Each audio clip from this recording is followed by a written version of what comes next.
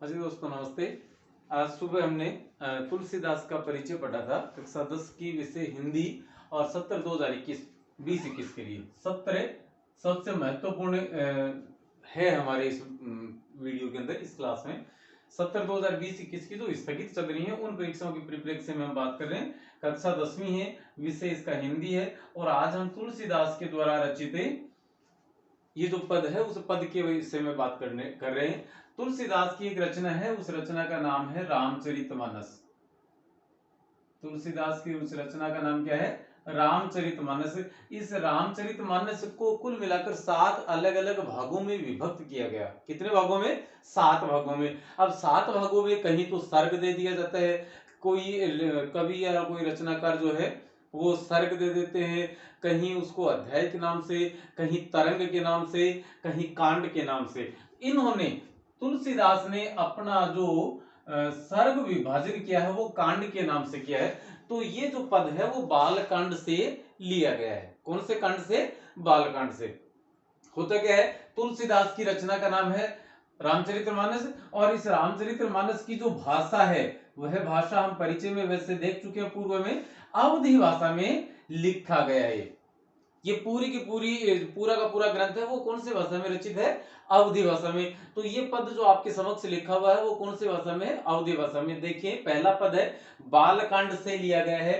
चलिए यहां और लिख देते हैं, बालकांड से उद्धृत किया गया है। अब बालकांड से लिखित इस पद को पहले पढ़ेंगे, उसके बारे में जानकारी प्राप्त करेंगे। क्या कह रहे हैं देखिएगा कि नाथ संबुधन भंज निहारा होयऊ केऊ एक दास तुम्हारा आये सुका है कहिय किन मोही सुनि रिसाय बोले मुनि कोही सेवकु सो जो करे सेवकाई अरि कर निकरि कर अलराई सुनहु राम जेहि शिव धनु तोरा सहस बाहु सम सोरि पुमोरा शोभिल गाऊ बिहाई समाजा नेते मारे जेहि सब राजा सुनि मुनि वचन लखन मुसुकाने बोले परसुधर ही अवमाने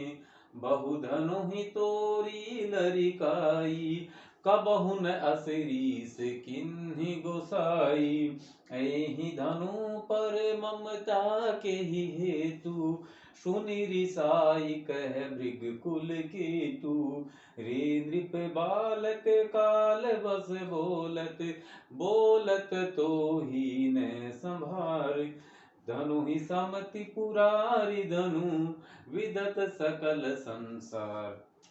यहां देखिएगा आप राग लय पर न जाएं, बस यही था कि इसका एक थोड़ा सा सहस्वर वाचन जितना हमसे बन पड़ता है उतना करें। यहाँ जो काले मार्कर से लिखे गए हैं वो सारे के सारे पद, यदि हम छंद की बात करें तो चौपाई में। कौन से छंद में है? चौपाई में। और ये जो लाल मार्कर से लिखा गया है यह एक दोहा है, क्योंकि 10वीं कक्षा है इसलिए आपके पाठ्यक्रम के मुताबिक इनके विषय में ज्यादा चर्चा करना यहाँ प्रासंगिक नहीं है। अब देखेंगे इसके शब्दार्थ। सबसे पहले यहां से चले हम प्रथम पंक्ति से। नाथ का अर्थ स्वामी शंभु शिव। धनु का, धनु से भंजनी हारा का अर्थ होता है भंजन करने वाला अर्थात तोड़ने वाला। केहू का अर्थ कोई। आयसु का अर्थ आज्ञा या आदेश। आप इसे आदेश भी समझ सकते हैं कि आदेश दीजिए, आपका आदेश बताइए क्या है। का है क्या? मोही मुझे, सुनी सुनकर, रिसाई क्रोध। को ही क्रोधी स्वभाव वाले, जिनका स्वभाव गुस्सैल होता है। कार्य करता है सेवकाई, सेवा का कार्य, कि सेवक वह है।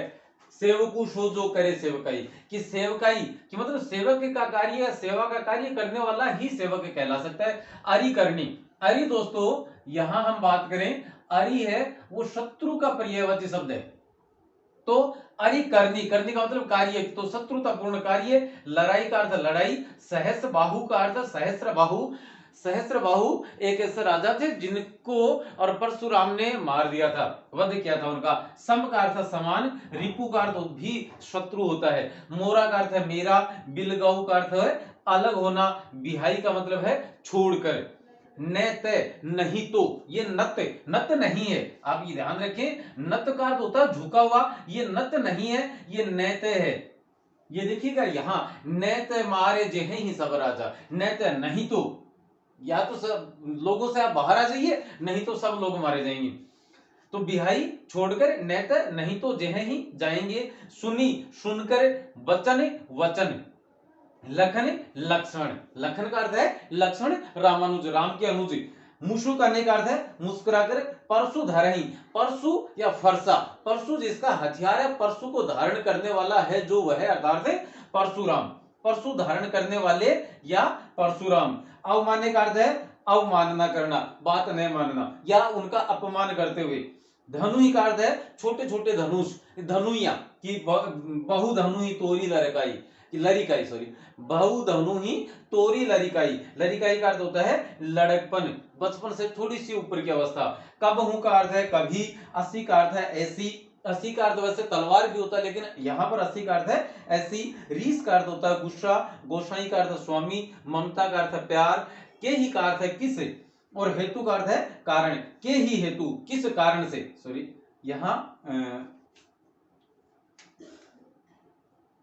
के ही हेतु, हेतु का अर्थ कारण, भृगु कुल केतु, कि भृगु कुल माने वंश और केतु का अर्थ होता है ध्वज, तो भृगु कुल केतु यहाँ पर किसके लिए प्रयुक्त हुआ है, परशुराम के लिए। त्रिपुरारी का अर्थ होता है त्रिपुरारी, त्रिपु जोड़ अरि, तो त्रिपुरारी या शिव, और विदित का अर्थ होता है जान होना या पता होना, और सकल का अर्थ होता है जैसे अखिल या ओल कहते हैं पूरा संपूर्ण, कि संपूर्ण संसार। देखिएगा यहाँ विदित सकल संसार, विदित का अर्थ होता है जान होना या पता होना, और सकल का अर्थ संपूर्ण संसार, कि पूरा संसार इसके बारे में जानता है। अब देखें हम पहली पंक्ति से कि नाच संबोधन, अब होता क्या है पहले ये देखें कि स्वयं सीता का स्वयंवर हो रहा है और वशिष्ठ के साथ राम और लक्ष्मण भी वहां पहुंच जाते हैं। अब धनुष जब उठाने की बारी आती है, प्रत्यंचा चढ़ाए, धनुष राम उठा लेते हैं, जो ही प्रत्यंचा चढ़ाने का प्रयास करते हैं धनुष टूट जाता है, और जो ही धनुष टूटता है उसे के कुछ पलों पश्चात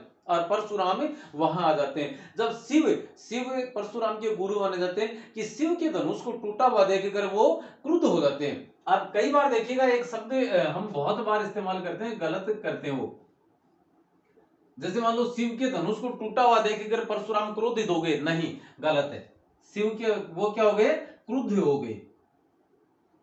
क्रुद्ध का अर्थ होता है जैसे गुस्से में हो जाना, वो गुस्से में हो जाते हैं और गुस्से में होकर कहते हैं कि ये शिव धनुष किसने तोड़ा, जिसने भी तोड़ा वो समाज से या लोगों के बीच में जो खड़ा है वो बाहर आ जाए, नहीं तो एक एक करके मैं सबको मार डालूंगा।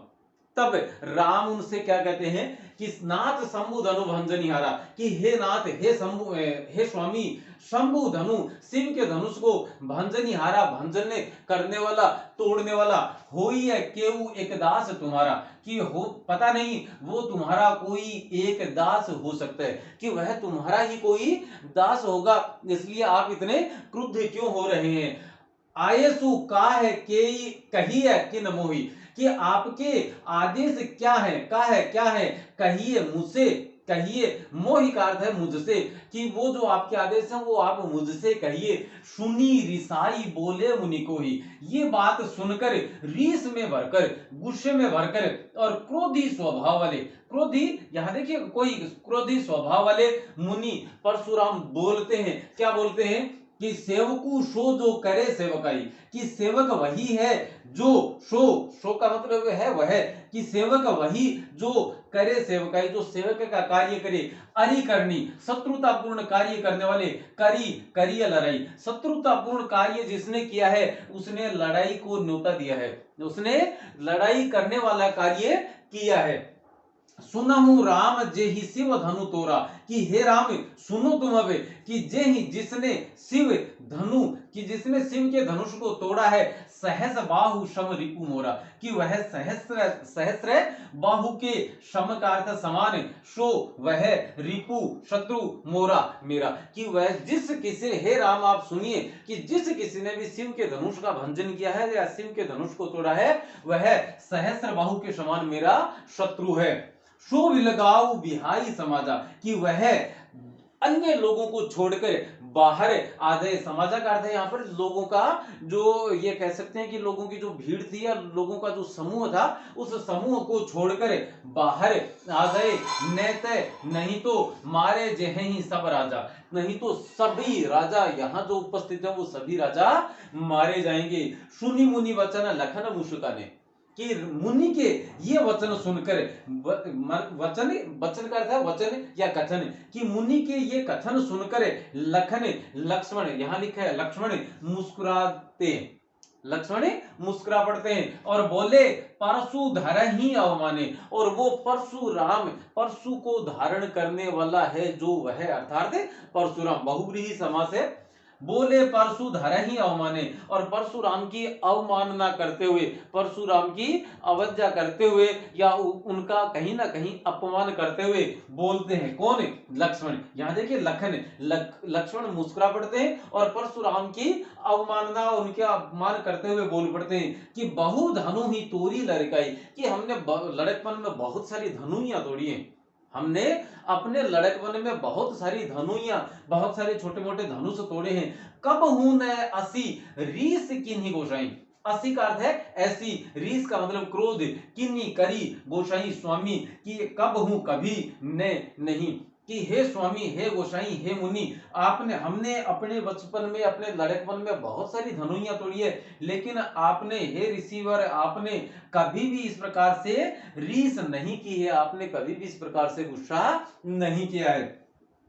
ए ही धनु पर ममता के ही हेतु, कि के ही का अर्थ है किस, शायद हमने यहां लिखा भी है कि ही किस, कि इस धनुष पर, यही का अर्थ इस धनुष पर ममता, आपका प्यार, किस हेतु, किस कारण से, कि इस धनुष पर हमने अपने बचपन में बहुत सारे, लड़कपन में बहुत सारी धनुइयां तोड़ी, तब आपने कभी गुस्सा नहीं किया, आज गुस्सा कर रहे हैं, तो इस धनुष पर आप किस कारण से मोहित हैं या किस कारण से आपका प्यार है। सुनी रिसाई कह भृगु कुल केतु, और इतना सुनकर, इस प्रकार के वाक्य लक्ष्मण के मुख से सुनकर भृगु कुल केतु, कि भृगु वंश के केतु ध्वज के समान जो है, अर्थात परशुराम, यहां लिखा है शायद भृगु कुल केतु, सॉरी इधर एक है परशुराम, परशुराम रिसाई, रीस में आ जाते हैं, गुस्से में भर जाते हैं, और वो कहते हैं, क्या कहते हैं, तुलसीदास ने इसे दोहे के रूप में प्रस्तुत किया है कि रे नृप बालक, नृप कहते हैं नृ धन पै, पै का अर्थ होता है पति, नृ का अर्थ होता है नर, कि नरों में पति है जो वह, नरों को पालने वाला है जो वह है, अर्थात राजा। नृ का अर्थ होता है, नृप का अर्थ होता है राजा, कि रे नृप बालक काल बस, कि अरे राजकुमार, नृप बालक राजा के पुत्र, अरे राजकुमार तुम काल बस हो गए हो, काल का अर्थ शायद लिखा नहीं हमने, काल का अर्थ होता है मृत्यु, कि तुम मृत्यु के वशीभूत होकर या मृत्यु के वश में होकर बोल रहे हो, बोलत तो ही न संभार, और तुम अपनी बोली पर कोई नियंत्रण नहीं रख पा रहे हो, तुम संभाल कर नहीं बोल रहे हो, तुम जो जो कुछ तुम्हारे मन में आ रहा है वही तुम बोलते चले जा रहे हो। धनु ही सम त्रिपुरारी धनु, तुम क्या मानते हो कि ये जो छोटी मोटी धनुइयां आपने अपने लड़कपन में तोड़ी थी, उन्हीं धनुइयों के समान ये त्रिपुरारी, ये शिव का धनुष है? क्या आप ये मानते हैं कि जो धनुइयां आपने अपने लड़कपन में तोड़ी थी, उन धनुइयों के समान ये त्रिपुरारी या शिव का धनुष है? विदित सकल संसार, ये उनके समान नहीं है, बहुत विराट है शिव का यह धनुष। इस बात को संपूर्ण संपूर्ण संसार विदित जानता है, कि संपूर्ण संसार इस बात को जानता है कि यह जो धनुष है, जो शिव का धनुष है, वह धनुइयों के समान नहीं है, इसलिए आप इस बात को जान लीजिए। तो ये परशु, यहाँ राम की बात आती है, यहाँ बीच में परशुराम बोलते हैं, और यहाँ बीच में ये जो पंक्ति है, बहु धनु ही तोरी लरिकाई कब हुना असीरीस किन्हीं गोसाई, ये पंक्ति लक्ष्मण के द्वारा कही गई है।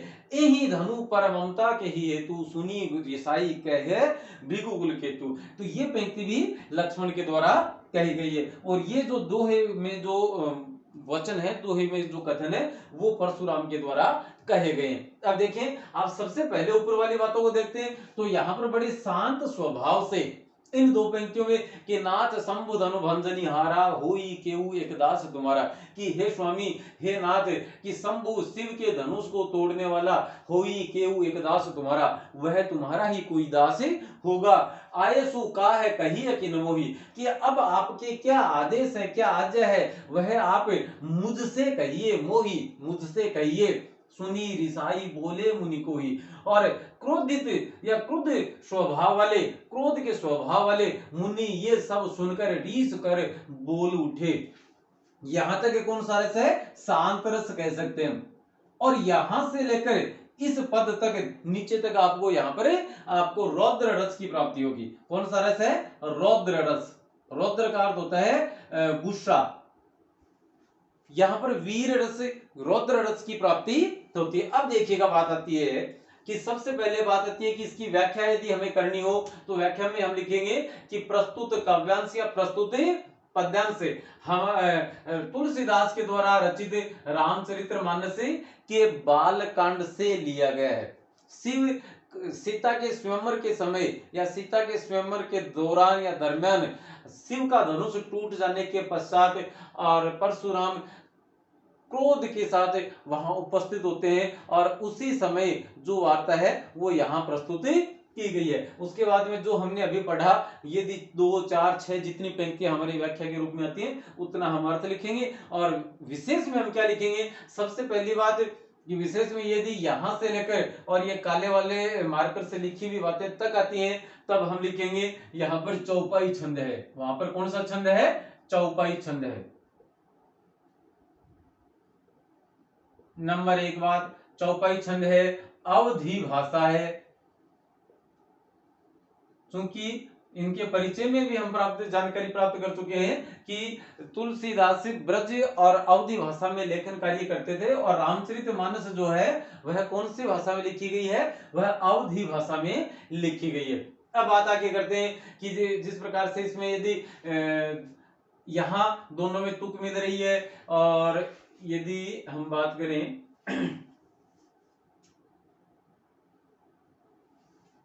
जैसे ये यहाँ के आ रहे हैं तो अनुप्रास अलंकार हो गया। और उसके बाद में जैसे सहस बाहु सम सो रिपु मोरा, तो ये जो सम शब्द आया है, ये जो सम शब्द आया है, इस सम शब्द की उपस्थिति की वजह से यहाँ पर उपमा अलंकार की प्राप्ति होती है। कौन सा अलंकार?